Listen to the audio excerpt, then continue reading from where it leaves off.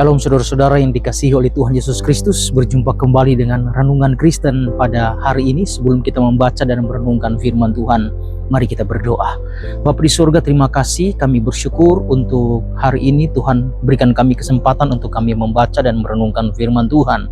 Tuhan membuka hati dan pikiran kami supaya kami mengerti, memahami firman-Mu, terlebih mampukan kami untuk menjadi pelaku firman-Mu dalam kehidupan ini. Di dalam nama Tuhan Yesus kami berdoa dan mengucap syukur. Haleluya. Amin. Saudara-saudara, kendalikan pikiran Anda. Ya, banyak orang berusaha mengendalikan perkataan, tindakan, dan kebiasaan di dalam hidupnya. Tetapi sering lupa bahwa sumber dari semuanya itu adalah pikiran. Pikiran adalah medan pertempuran rohani, atau pikiran adalah medan perang. Dan ya, medan pertempuran rohani yang paling utama dalam kehidupan manusia. Karena itu saudara, iblis tidak selalu menyerang tubuh terlebih dahulu, tetapi dia biasanya menyerang pikiran kita melalui ketakutan, melalui kebohongan, melalui kekhawatiran, dan keputusasaan. Karena itu Amsal pasal 23 ayat 7 berkata di sana, sebab seperti orang yang membuat perhitungan dalam dirinya sendiri, demikianlah ia. Artinya, kehidupan seseorang akan mengikuti apa yang ia pikirkan.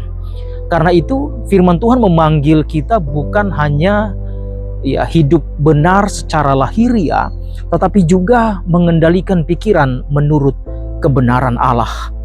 Ya, dalam Roma pasal 12 ayat yang kedua dikatakan di sana, janganlah kamu menjadi serupa dengan dunia ini, tetapi berubahlah oleh pembaharuan budimu, sehingga kamu dapat membedakan manakah kehendak Allah, apakah yang baik, yang berkenan kepada Allah, dan yang sempurna. Saudara-saudara yang dikasihi oleh Tuhan, kalau kita melihat surat Roma, ya, ini ditulis oleh Rasul Paulus kepada jemaat yang ada di Roma yang hidup di tengah-tengah tekanan, ya, baik budaya kafir, filsafat dunia, dan sistem nilai yang bertentangan dengan iman Kristen. Ya, setelah menjelaskan mengenai keselamatan oleh anugerah dalam Roma pasal 1 ya sampai yang ke-11, Paulus beralih kepada hidup praktis sebagai orang yang percaya. Dikatakan kata berubahlah dalam konteks metamorphos, itu artinya perubahan dari dalam keluar, ya, bukan hanya sekedar perilaku dari luar. Dan perubahan ini terjadi melalui pembaharuan budi atau pikiran. Artinya saudara, kekristenan sejati itu dimulai dari pikiran yang dibaharui oleh kebenaran firman Tuhan. Yang kita pelajari yang pertama adalah pikiran adalah medan pertempuran rohani. 2 Korintus pasal 10 ayat 4 sampai ayat 5 berkata di sana, senjata kami dalam perjuangan bukanlah senjata duniawi, melainkan senjata yang diperlengkapi dengan kuasa Allah untuk meruntuhkan benteng-benteng. Kami mematahkan setiap siasat orang dan merubuhkan setiap kubu yang dibangun oleh keangkuhan manusia untuk menentang pengenalan akan Allah. Kami menawan segala pikiran dan menaklukkannya kepada Kristus. Nah saudara, istilah benteng di sini, ya, atau stronghold, itu bukan bangunan fisik yang dimaksud, melainkan pola pikir yang salah, ya, yang terus dibiarkan. Dan ketika orang membiarkan terus pola pikir yang salah itu, saudara, sehingga pola pikir yang salah itu ya akan menjadi dasar, ya, pada kehendak sendiri dan akan memengaruhi totalitas hidup kita sebagai manusia. Oleh karena itu saudara-saudara, pikiran yang tidak dikendalikan itu akan membangun benteng, ya, rasa tidak layak, trauma, dendam, ketakutan, dan dosa yang tersembunyi. Saudara-saudara, orang yang percaya itu dipanggil bukan hanya mengusir dosa, ya, tetapi juga dia harus menawan pikirannya kepada Kristus. Artinya Kristus yang harus menjajah pikiran kita, bukan dosa, ya, atau ada benteng sehingga kita ditawan oleh setiap pikiran-pikiran yang tidak berkenan kepada Tuhan. Oleh karena itu saudara-saudara dikasihi oleh Tuhan, tidak semua pikiran berasal dari Tuhan. Terkadang dari diri sendiri atau dari dorongan dari luar yang tidak sesuai dengan kehendak Tuhan. Ya, pikiran itu harus diuji dengan firman. Ya, bukan diterima begitu saja. ketika ada pikiran masuk ya dalam otak kita ya, jika sesuai dengan firman maka itu kehendak Tuhan, tetapi jika bertentangan dengan firman maka itu melawan firman atau melawan kehendak Allah. Yang kedua saudara, pikiran dunia itu versus pikiran Kristus. Dalam Kolose pasal 2 ayat yang ke-8 memperingatkan kita, dikatakan hati-hatilah supaya jangan ada yang menawan kamu dengan filsafatnya yang kosong dan palsu menurut ajaran turun-temurun dan roh-roh dunia, tetapi tidak menurut Kristus. Pikiran kita juga bisa ditawan oleh setiap pengajaran filsafat ya yang tidak berdasarkan kepada ajaran Kristus ya. Kalau itu tidak menurut apa yang Kristus ajarkan ya, maka kita sedang membangun benteng di tengah-tengah kehidupan kita. Ya, 1 Korintus pasal 2 ayat 16 berkata di sana, tetapi kami memiliki pikiran Kristus.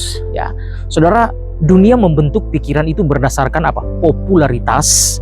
Dunia membentuk pikiran itu berdasarkan kepada ego, ya, kepada materi dan juga kepada hawa nafsu. Ya, tetapi Kristus membentuk pikiran kita berdasarkan kepada kebenaran. Ya, berdasarkan kepada kerendahan hati. Ya, Kristus membentuk pikiran kita berdasarkan kepada ketaatan dan kepada kasih. Ya. Saudara, sangat bertentangan ya. Yang satu membangun ego, yang satu membangun ketaatan. Dunia membentuk pikiran kita berdasarkan ego, tetapi Kristus membangun pikiran kita itu berdasarkan ketaatan kepada Dia. Nah, saudara dikasih oleh Tuhan, jika kita tidak mengendalikan pikiran kita dengan firman Tuhan, ya, dunia akan mengendalikannya secara otomatis. Ya, karena itu saudara, biarlah firman yang membangun pikiran kita. Jangan membiarkan dunia yang mempengaruhi pikiran kita sehingga dibangun pikiran-pikiran yang membuat kita semakin jauh dari pikiran Kristus.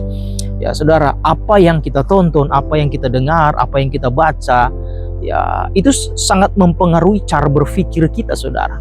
Karena itu pikiran yang penuh dengan firman itu akan menghasilkan hidup yang berbuah. Ya, firman akan memfilter ya dan juga mengikis setiap pikiran-pikiran yang jahat dalam kehidupan kita. Ya, apa yang kita serap dari luar, kalau tidak disaring oleh kebenaran firman, maka itu akan menghasilkan atau membuat benteng-benteng dalam kehidupan kita, sehingga kita semakin ya menjauh dari pikiran Kristus. Yang ketiga saudara, kendalikanlah pikiran untuk mengalahkan kekhawatiran. Dalam Filipi pasal 4 ayat 6 sampai ayat yang ke-8 dikatakan di sana, janganlah hendaklah kamu khawatir tentang apapun juga, tetapi nyatakanlah segala hal ya keinginanmu kepada Allah.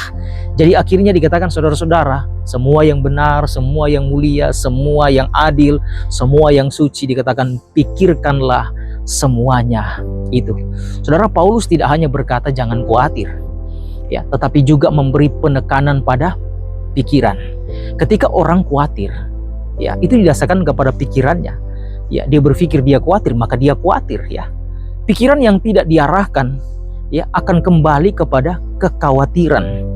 Ketika pikiran kita diarahkan oleh firman, jangan kamu khawatir, maka kita tidak akan merasa khawatir. Tetapi kalau didasarkan kepada keinginan dunia, kamu lemah, ya kan? Kamu tidak bisa, kamu berkekurangan, ya, kamu tidak bisa hidup tanpa sesuatu dalam hidupmu, ya, maka kekhawatiran itu akan muncul. Saudara, damai sejahtera Allah datang ketika pikiran diarahkan kepada kebenaran, ya.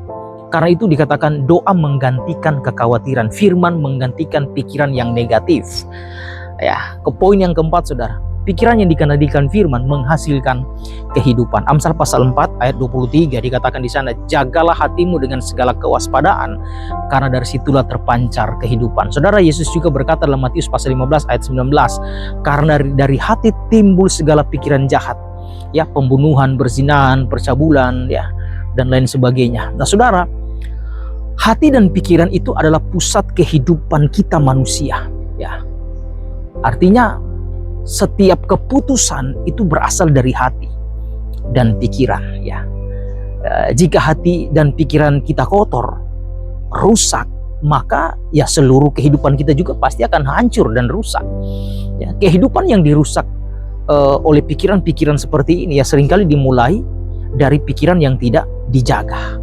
tentunya dijaga oleh kebenaran firman Tuhan. Ya, mengendalikan pikiran itu bukan pilihan, tetapi keharusan. Ya, bahkan dikatakan keputusan rohani atau keharusan rohani. Bukan pilihan, saya mau memilih untuk menjaga, tidak. Tapi itu harus engkau menjaga pikiranmu, ya, dengan firman. Yang kelima, saudara, pikiran yang tunduk kepada Kristus membawa kemenangan. Yohanes pasal 26 ayat yang ketiga dikatakan di sana, yang hatinya teguh kau jagai dengan damai sejahtera, sebab kepadamu lah ia percaya. Roma 8 ayat 6 juga dikatakan di sana, keinginan daging adalah maut, tetapi keinginan roh adalah hidup dan damai sejahtera. Saudara, pikiran yang diserahkan kepada Roh Kudus itu pasti akan menghasilkan damai sejahtera, akan menghasilkan kekuatan iman, dan akan menghasilkan kejelasan di dalam tujuan hidup kita. Karena itu saudara-saudara yang dikasihi oleh Tuhan Yesus Kristus, kita tidak bisa mengendalikan semua keadaan, tetapi kita bisa mengendalikan cara berpikir kita. Ya, jangan biarkan pikiran dikuasai oleh masa lalu. Jangan biarkan pikiran dikuasai oleh ketakutan atau kebohongan dari kuasa si jahat. Ya, karena itu biarlah doa yang menuntun kita untuk kita memiliki pikiran-pikiran yang dari Kristus. Saudara, dalam Mazmur pasal 19 ayat yang ke-15 dikatakan, kiranya perkataan mulutku dan renungan hatiku berkenan kepadamu ya Tuhan, gunung batuku dan penebusku. Ya, kita belajar dari pemazmur ini juga, saudara. Karena itu saudara, mari kita berkata kepada Tuhan dalam doa kita. Katakan, Tuhan, aku menyerahkan pikiranku kepadamu. Karena itu dikatakan, perbaharuilah aku dengan firman-Mu. Ya, dan kemudian kita katakan kepada Tuhan, pimpinlah aku, pimpinlah hidupku dalam kebenaran-Mu.